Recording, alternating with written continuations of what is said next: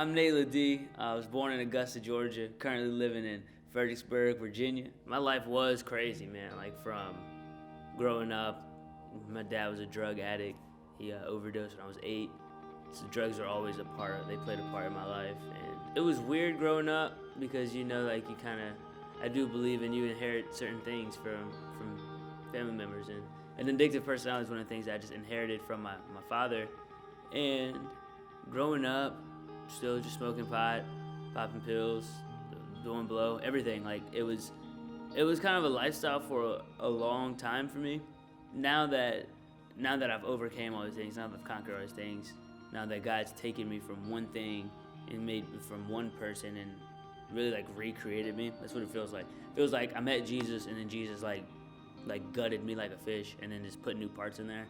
So many people, when they give their life to Jesus, I think it changes your heart so much so that you have different desires, you have different motives, and I think that it could be a misconception that we think, oh, we give our life to Jesus and now we're robbed of all of our joy, and it's so cut and dry, and it's legalistic, it's really built upon rules, but it's really not built upon rules. There's a change of heart that happens because through learning more about your heart, you get to learn more about how God views you. You get to know more about your true identity in God.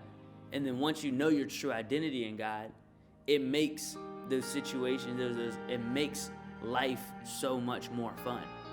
Like it's a weird thing. It's like the more that you know God, the more you realize that you actually have the most freedom that you've ever had in your entire life.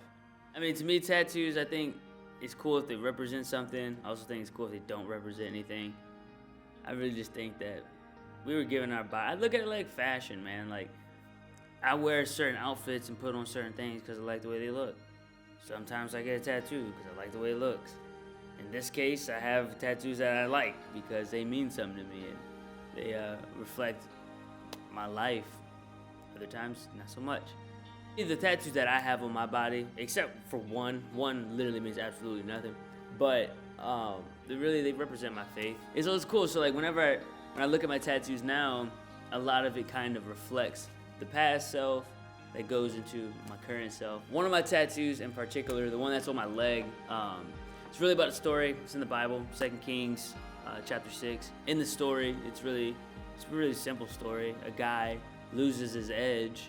He loses his way, and he takes the man of God. He asks the man of God to help him find his way back. He asks him to find his axe head back, the tool that he was using to build his life.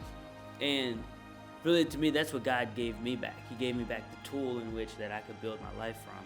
And this tattoo, this one honestly means the most to me, man. It's definitely the most simple of them, and it was actually my first tattoo. The baseline of it really represents like my body and my physical self, and then the next line up is my soul, my mind, will, and emotions, and then the last one is actually my spirit, and it's the thing that I want to like always have rooted in Christ. It was necessary to me because I told myself, I just want something simple, but I want it to mean the most. It's my first one, and I want it to mean something to me. I got these as tattoos was really because I wanted it to be something that I could look on and see for really the rest of my life. Just a reminder to know that I am chasing after God. I am going after God. And that the promise that I made with God when I first got the tattoo is still the same promise. If I could tell anybody really anything, man, I think I would just say, be your freaking self. Like, I see so many people who try to mimic somebody. Like, be influenced, It's okay to be influenced. It's okay to look up to people, but build your framework around really what you have to look at in the mirror every single day. Embrace that person. Learn to love that person. Because we're all made different. Some people are weirder than others, and some people are kind of dry. But it's okay, because you can only be you.